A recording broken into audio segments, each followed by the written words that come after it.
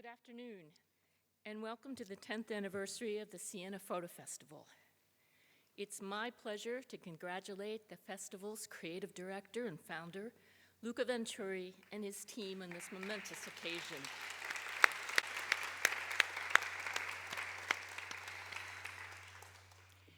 It's not enough that Siena is UNESCO World Heritage Center. It's not enough that the Palio horse races are world-renowned. Not enough that the foods and wines to be found here are considered among the best in Italy. And not enough that Siena is simply one of the most beautiful cities in the world.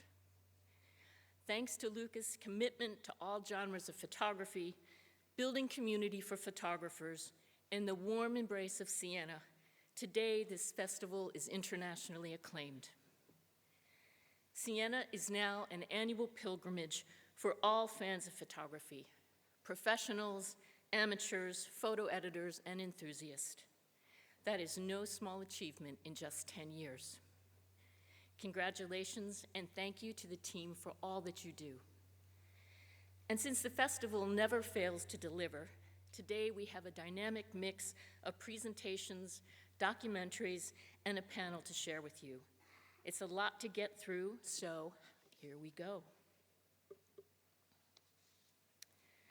This afternoon, the festival is debuting a documentary series called HUMUS, Where Talent Germinates. And we're starting with photographer Alain Schroeder. And I can say that Alain is my new hero. I'm not going to give away too much since we are about to watch a documentary about his extraordinary career. Let's just say that he did all the things as a young man that I was too timid to do as a young woman. With a backpack, a camera, and barely enough money, he set out to have an adventure. And he did, which you will experience shortly. When he returned home to Belgium, he struggled to find his future in journalism. Of course he did, but then he took another heroic turn. He walked away from stability in mid-career and set out to have another adventure, one that continues to this day, and somewhat mirrors the journey of that young man. The only difference is that the backpack has been traded in for a wheelie suitcase, but still a hero, a man who follows his heart. Luca, the force behind this film, says of Alain, "I was struck by his life journey and his decision to leave behind a successful career as an entrepreneur. When I began thinking about the project HUMUS, I wanted to uncover compelling stories that go beyond a photographer's success, revealing the person behind the achievement. And Alain's story was the perfect fit to launch the series. So, welcome to the premiere of the HUMUS series. Please sit back and enjoy the film, and once it's finished, we'll have Alain up on stage to say hello. Thank you.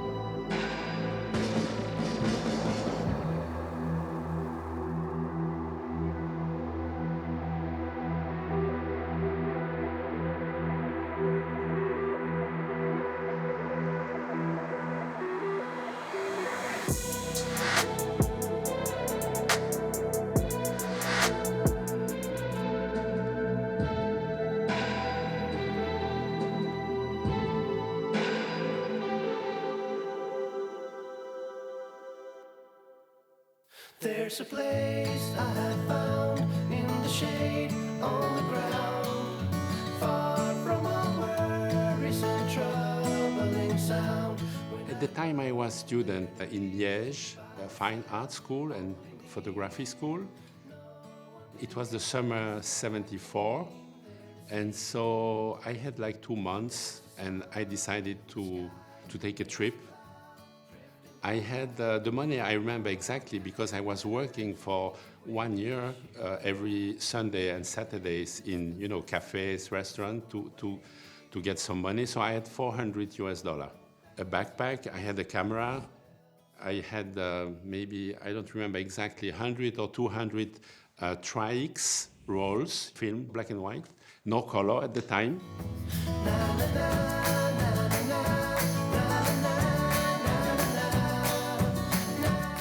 At first, I wanted to go to Egypt, in fact. And the funny thing is, when I was hitchhiking on the road, I met one Kuwaiti people. I really remember the moment and almost the scenery. He said, listen, where are you going? To the right, it's Athens, and to the left, it's Istanbul. So what is happening? And so I thought, okay, I don't know what to do here. So I said, okay, I come with you.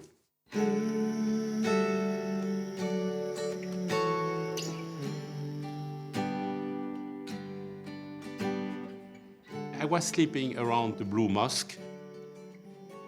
At the time, it was called the hippie trail. So many people were going to Iran, Afghanistan, India with like a Volkswagen minivan. And you had like a famous place called the Pudding Shop, which was a cafe opposite to the Blue Mosque almost. So everybody was there all the time. So you could find information, talk to people. And then you had a famous thing called the Magic Bus, which was going from London to Kathmandu, also stopping there with very interesting people, like long hair, like hippie, 100% hippie people. I was sleeping with those guys. I mean, we had the same guest house. So you would get up at breakfast, you would see, I don't know, 20 hippies, how they were dressed with flowers. I did not shoot one picture of the hippie story. Maybe one of the biggest mistakes I did when I was young as a photographer. So it's so sad.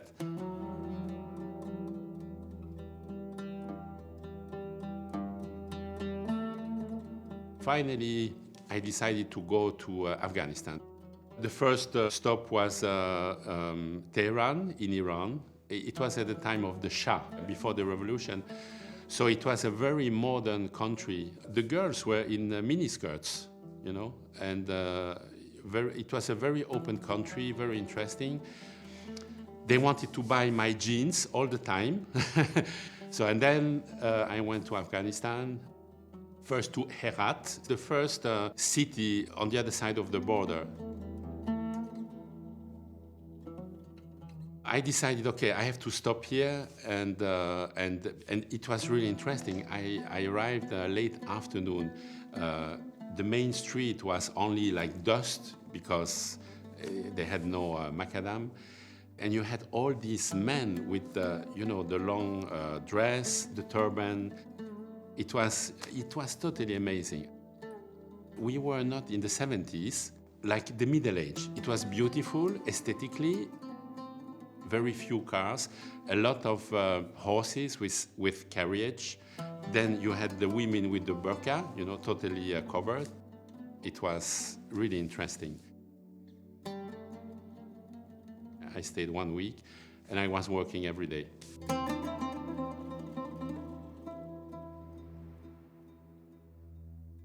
It was a key moment in my life, but also in my life as a photographer, because suddenly you are in the middle of nowhere, you don't know what is going to happen, and imagine 18 years old from Belgium to Afghanistan, you don't know the culture, and I loved it. At the end, I was in Kabul. I left with $20. Can you imagine? I mean, I could not do it now, but when you are young, you don't think or you are not scared. And it happened only once in my life, only once. It's like a panic attack when I was in Istanbul. One day, I don't know, suddenly I felt, oh, I'm really far away from home here. If I want to go back now, I cannot do it. It will take 1 week because I have no money. I cannot take the plane. And then, okay, it disappeared and never came back since.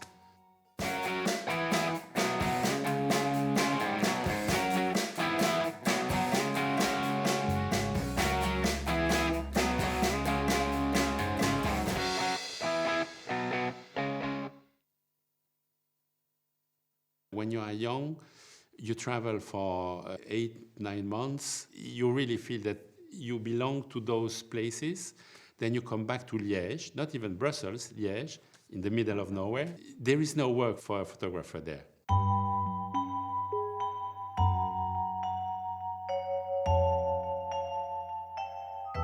That was a very depressing period because I didn't see my future. And so I had no choice. I went back to work to cafes and restaurants. I was living on the 3rd floor above a cafe. So I was friends with one of the waiters. He played tennis, and I played tennis. So he said, why don't we play together? And then he said one day, listen, I'm investing my money with a friend in a new tennis magazine. And one day, he said, listen, we have a problem. We have no more photographer. Can you do some photos for us? I said, no. 1, I'm not interested. 2, I don't know how to do sports photography. It's not my profession. Okay, then the next day he was in trouble. Alain, can you help me? And I said, no, listen, I cannot help you. I don't know how to do it, and I don't have the equipment. And then he said, we have everything. Oh, no. So that's how it started.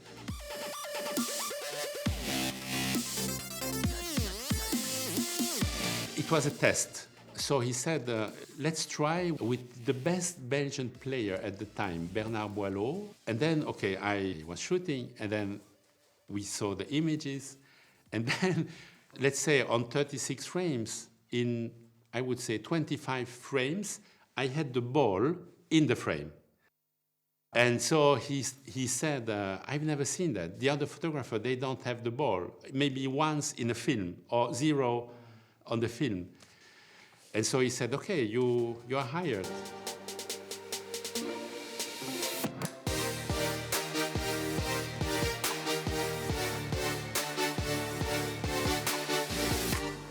Yann Arthus Bertrand had the contract with the French Tennis Federation to make a book about Roland Garros.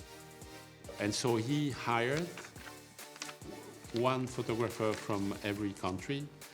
And so every day he would collect the best pictures of every photographer.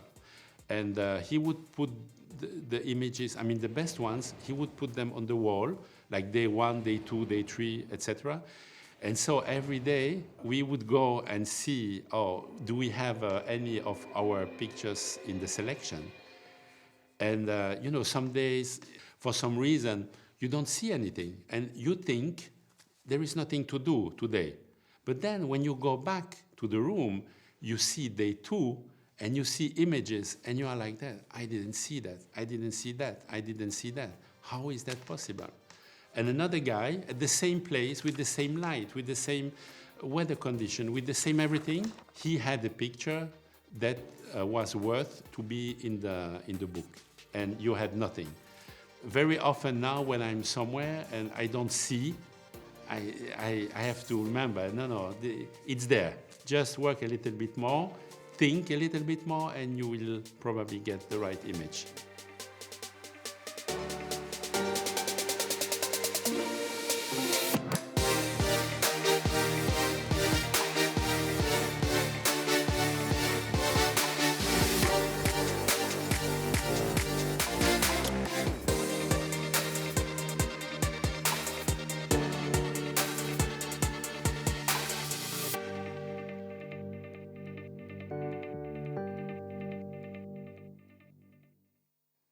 I really liked zoom, and I had seen the work of a Belgian photographer, Karel Fontaine, like very poetic images. And so I thought I had the same level, maybe. And so I called them. I don't know, I don't remember how I get in touch with them, but I had an appointment. So I went to Paris. Very nice people. They received me. So the guy looked at my images and he said, I don't see a series. Then he showed me the work of another photographer. The pictures were beautiful. Black and white, large format, a cohesive body of work, really interesting. I had goosebumps. You know, it was so good. Honestly, I'd never seen such a good series. I thought, oh yes, what I have shown him was so bad, in fact. So maybe he planted the seed because, as you know, I'm working in series.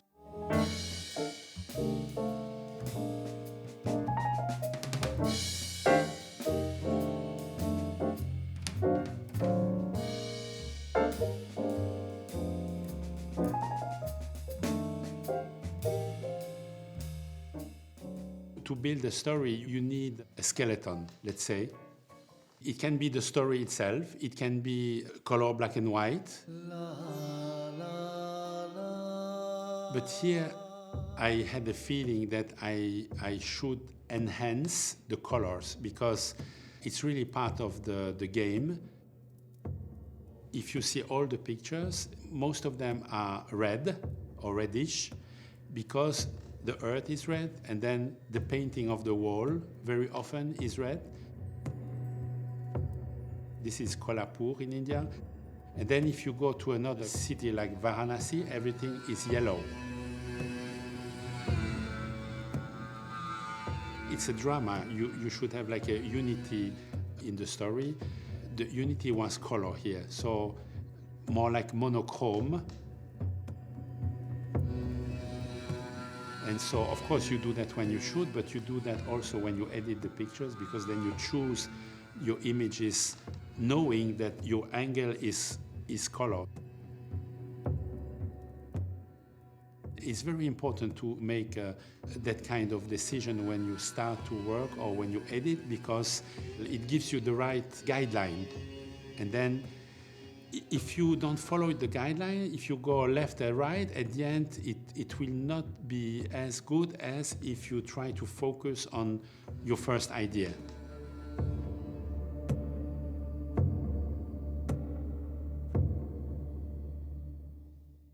I started, in fact, black and white with kid jockeys, I think,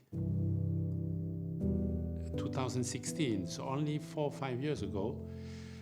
Because I had a technical issue, you know, because we are in Indonesia, they start to race at 10 o'clock, but they always start at 11. The sun is exactly on top of you. You don't see your shadow. The light is really bad. When I saw my images the first 2 days, I was a little bit disappointed. So I started to work a little bit with Photoshop. I tested the black and white, and it was really more than interesting. I fell in love with the pictures at that moment. Maybe in black and white, it's more poetic, it's more intriguing, it's more dramatic, you know, so it's timeless.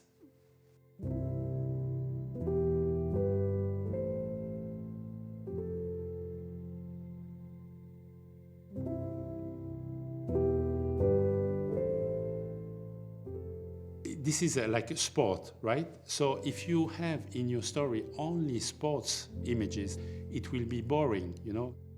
So you need to find many different angles. It's about what's happening around.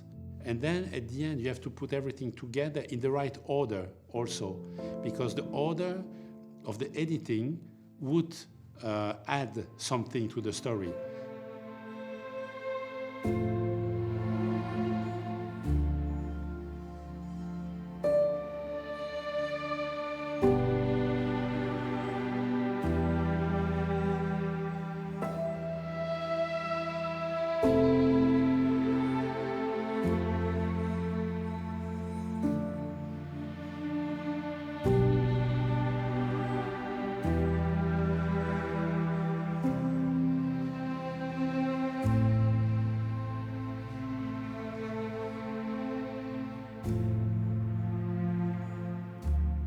I felt at the age, 15, that I was really interested in art, especially surreal painters.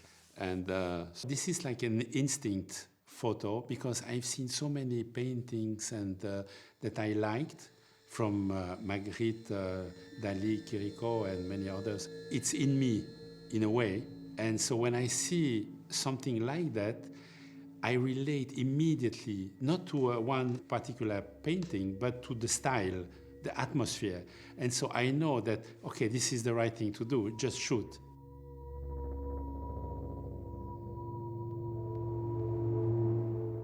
Mostly the photographers, they don't know photography in the sense they don't know the old masters or the contemporary masters, let's say. And so they have no culture of photography, of images. That means that it would be hard for them to achieve a certain level because they don't know what level they can go to. There is a picture of Kudelka where you can see in a small street, like a very narrow street, 4 men peeing. And one day I had exactly the same image in front of me with Les Gilles, the carnival.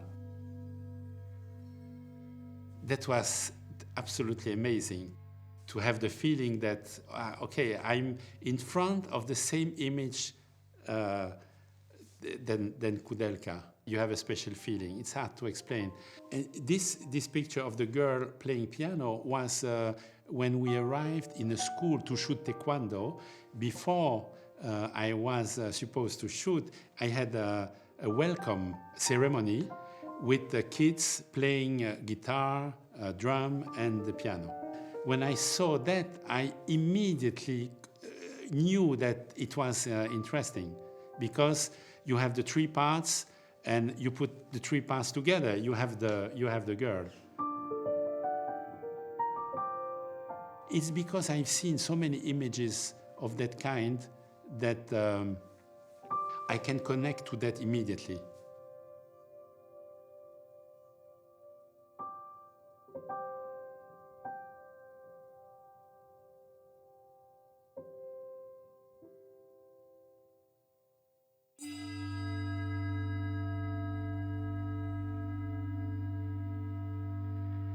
Even now, I'm talking about this image, I have goosebumps because you don't see that. You can go to funerals, even in Italy, maybe in South Italy you could see that, I don't know, perhaps in Sicily. These are like images of another time. It's also something that you can see in pictures of old photographers like Eugene Smith. And when you have the chance to see that, it's really interesting.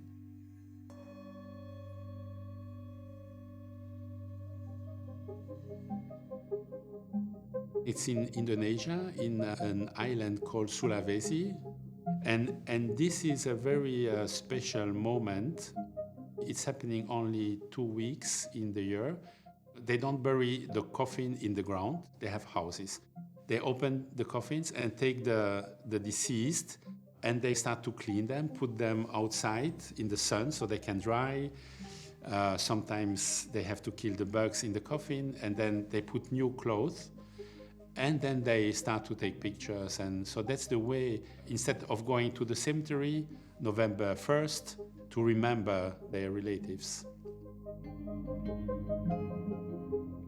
Here, 2 brothers, the mother and the father. When you are there with them, there is nothing wrong about doing what they do. And all the family is behind me taking the same picture. Everybody is happy to be there, to take pictures. It's hard to understand with the European point of view that those people are really happy. And when you are there, you are part of that state of mind.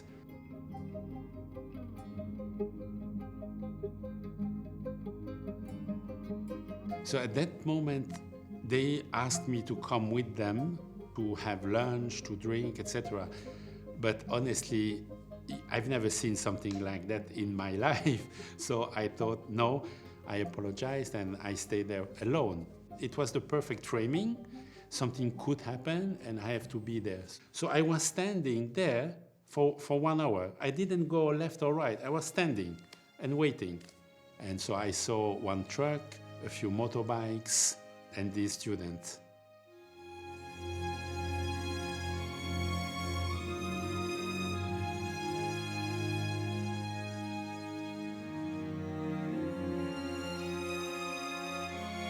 When you have that picture, you can go home.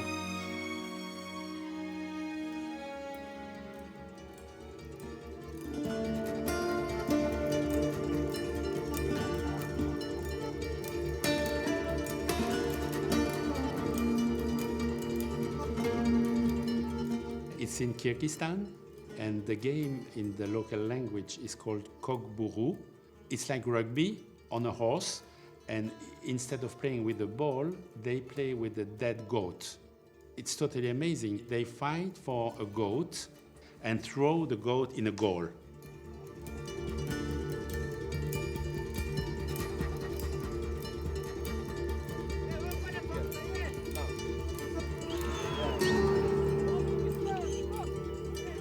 So I really wanted to have a picture like that from the bottom.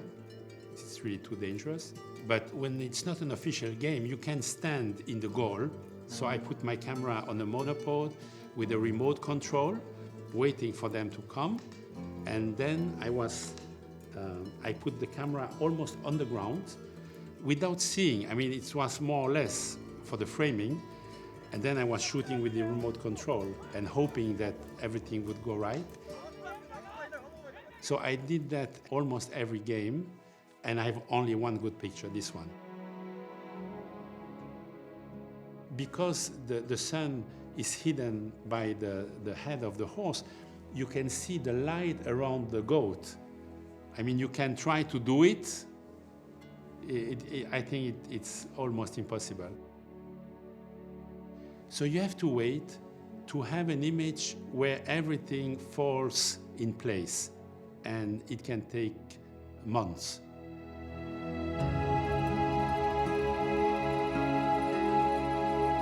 Everything is in the right place. You see the goat, the action is interesting because the guy is falling, and then with the same image, you show where this is happening with the mountains and the snow behind. I have only one picture of that level. So 6 months of work and only one picture like that. But then also you need some emotion. And sometimes it takes a lot of time to get because, you know, it has to happen. This is a tournament. At the end of the day, they are totally exhausted and dirty. And here they are waiting for the trophies. When you see the face of the guy, he's exhausted. Then you have his friend. And at the same time, on the shirt, you have the symbol of the game, a man on a horse throwing a goat, right? When you see that, like even now, you have like goosebumps because you know this is not going to happen again, and it's the only time you will see that. So you have to make the right framing. I decided to cut the head of the guy, and I remember clearly, I was sure that it was the right thing to do. I feel it. It's not that I see it, I feel it. This is the right framing. And then I wait something to happen and I push the button. I don't crop any image. What you can do with Photoshop is what you could do in a lab, in a black and white lab before. You can dodge burn, I mean, make it lighter, darker. You can close the image if you want. You know, you just do something like that. And that's what I do. I don't do more than that.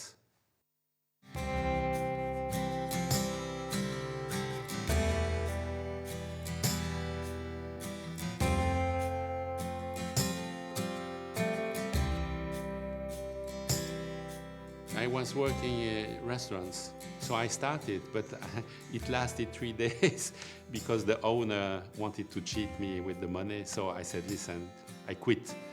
I remember that like now, I was on the beach sitting on the sand looking at the sea, and I thought, okay, what I'm going to do now? And then I decided, okay, let's go now. I took a train to Istanbul to go to India, Nepal, Sri Lanka. So I was in Agra. I visited like a tourist, Taj Mahal, very beautiful. And then suddenly I saw a group of men, and the man in the front was holding something like this. I didn't know what it was, but I took pictures. And at that time I had a telephoto lens. I think I had a 180 millimeter, something like that. So I was taking pictures when they arrived. Even from the distance, they went next to the river, they uncovered what it was, and I saw a baby, dead baby. But you feel the emotion. I mean, the gravity of the moment was there. And then I was not prepared for that, but I have the images. He took the baby and he threw the baby in the water.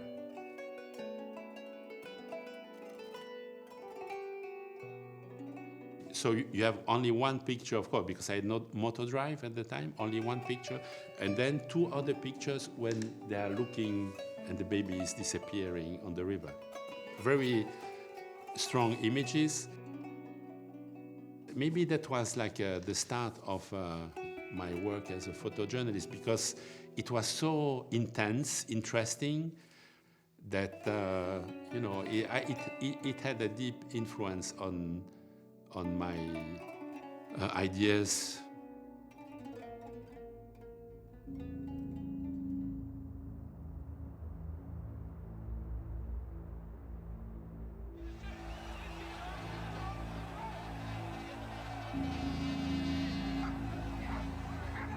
I came with a friend. He said, I left.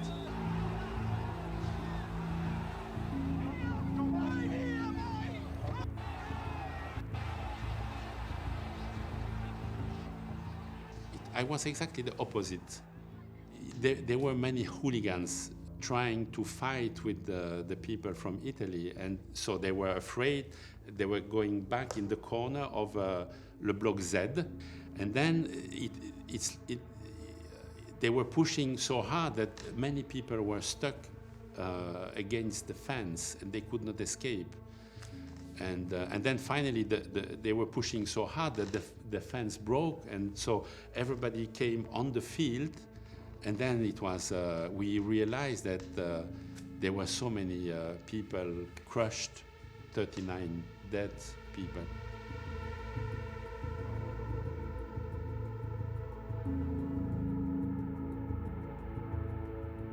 So I had no choice, to take pictures. I was absolutely not prepared for that, because 1 hour before I was in the sun, dreaming and talking with my friends.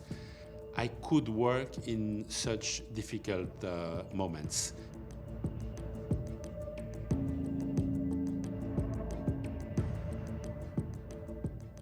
I wanted to understand where did they put the dead bodies, and I opened the door and I saw maybe 25 bodies next to each other, and people crying. So it was really difficult. So one guy took a private plane from Paris to Brussels, and the owner of my agency said, listen, he's there, so he's waiting for your films. Can you come now with all your films? The next week I had pictures everywhere. I had the cover of Paris Match. I had pictures in Newsweek, in Time magazine, everywhere.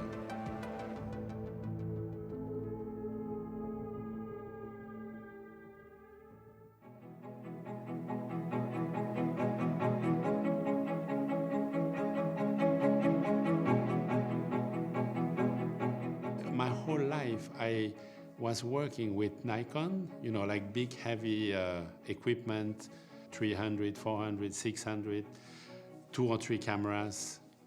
So when I left, I decided to buy a new camera, and it was a Fuji X Pro 1 at the time. Now I'm working with X Pro 2, X Pro 3.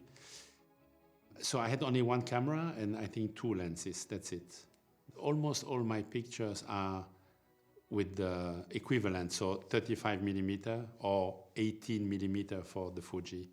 I'm doing almost, I would say 90% of the images with that lens. Almost never shoot with the 50. I didn't like what I saw in the viewfinder. Yeah.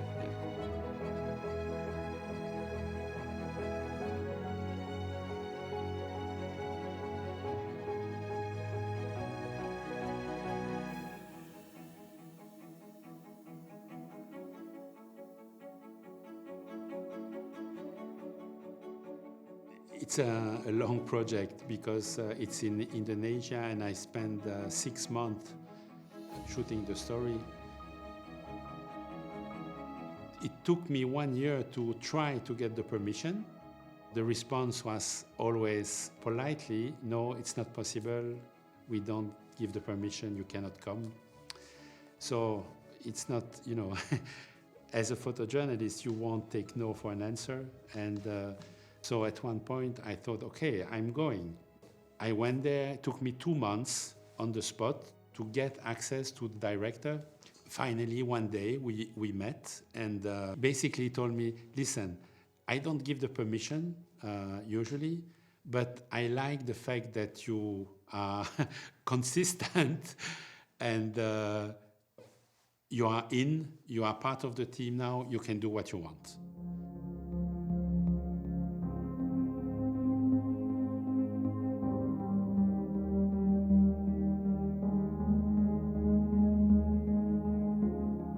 I was impressed by what they were doing. They are totally dedicated to help and to save the orangutan.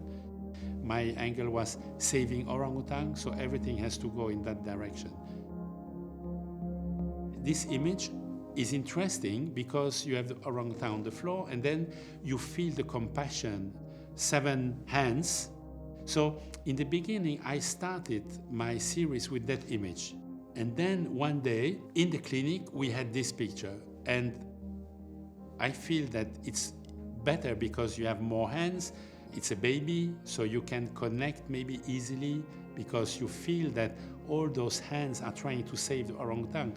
So the message here is stronger than my first picture with the orangutan in the forest. The first picture in the forest is not in my final series anymore.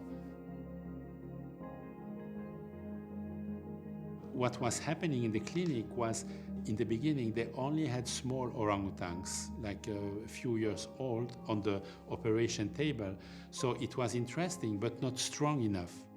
I had a feeling like if I have a big male on the table, it will tell the story in a much better way, and it will be good for me as a photographer, and it will be good for them, because at one point I started to be not only a photographer, but a kind of activist. They would have publicity, they would have donation, because that's how they get the money. It's only by donation. Even if you have a picture, if you feel that it's not good enough to tell the story you want to tell, you have to wait, you cannot go. And so I spent the 6 months waiting, 14 days of shooting and 6 months waiting.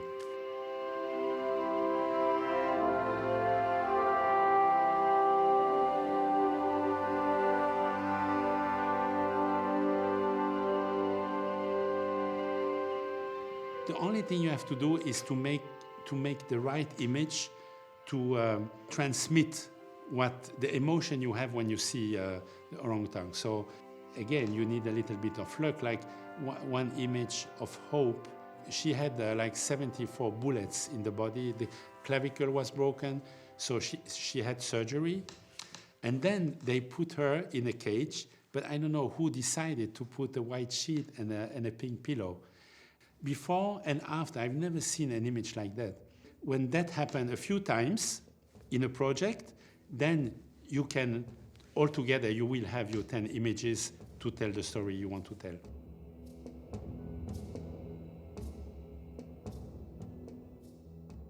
We saved, I say we, but the team saved hope. She was with her baby, and the baby was alive. We left the location, and half an hour later, we checked. They found out that the baby was not in a good shape, so they tried to save the baby. And finally, the baby died.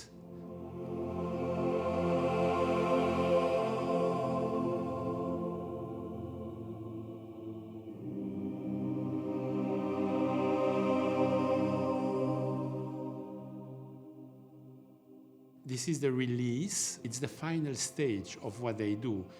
They save the orangutans. Then they teach them how to live in the forest. I mean, it's like our kids. And then one day, when they are like 7, 8 years old, some of them are ready to go back to the wild. What they do is first, it's what they call a soft release. When the orangutan is ready, then they have a river, they cross the river, and then he's going for a real release into the jungle. It took me like one day for the preparation of this image. So I put the camera in a tree. I had to adjust the focus of the flash. And I had 2 chances. The first time I missed because the orangutan went the other way, so no pictures. And so I had one more chance, and the next day I was leaving. And so I didn't sleep well that night because, but I was lucky. I had 3 pictures, and this one was the best one.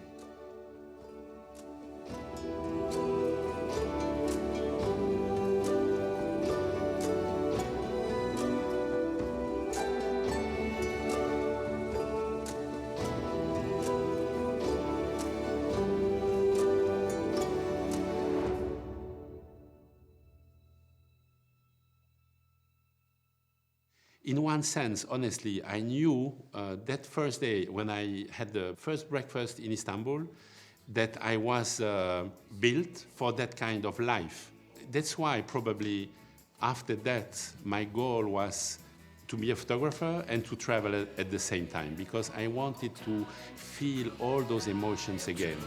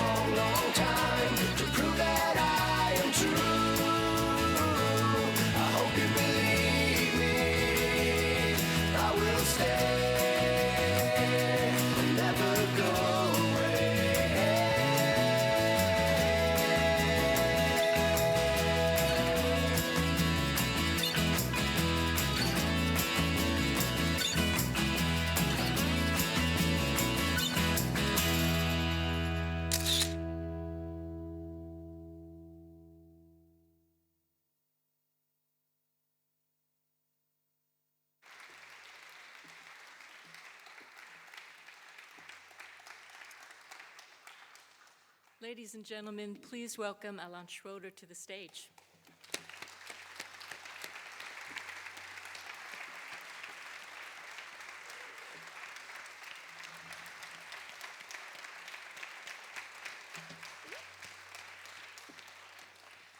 Alain, I know you've shared so much with us already, but I do have just one question for you. When we were talking, you told me that you like it when you feel the photographer behind the photograph, not just the image. And what do you want me to feel when I look at your work? Thank you. You have 1 more hour? Yes, first of all, I would like to thank Luca Venturi and Michele Ragazzi, because they believe that it would be of any interest to make a film about me. well, I was not sure, I was not convinced, but finally they pushed me, so I have to thank them. Now, to answer your question, well, I cannot do it in 3 minutes, but... I'll give you 5. Okay. When I saw the film with like new eyes, I've seen it, of course, I've made some correction, but when you discover something that you have no idea is happening in the world, like the series Living for Dead, maybe the series Kokboru with the dead goat, Polo, and so I would be happy if you would say something like, wow, means, okay, I didn't know it was there, and I like the fact that you took pictures of it, and okay, maybe I like the way you took pictures of it. So that's what I want to do with my work as a photojournalist. Anything else? Well, I don't know. He asked me questions. But I was very, like, I don't know, like seeing footage when I was 18 years old, when I was with our teacher doing like a trip in South France, and I had no idea, of course, that one day it would be like relevant or maybe interesting. And what I really like also in that movie, thanks to Michele, is that it's like, I think, entertaining. It's like the story of a young guy who he wants to be a photographer, but it's not easy. It was not easy in the 70s, still worse now, but so you see that it's a very, in fact, a simple life, but there are some key moments where you need to be like really focused and aware and take the right decisions.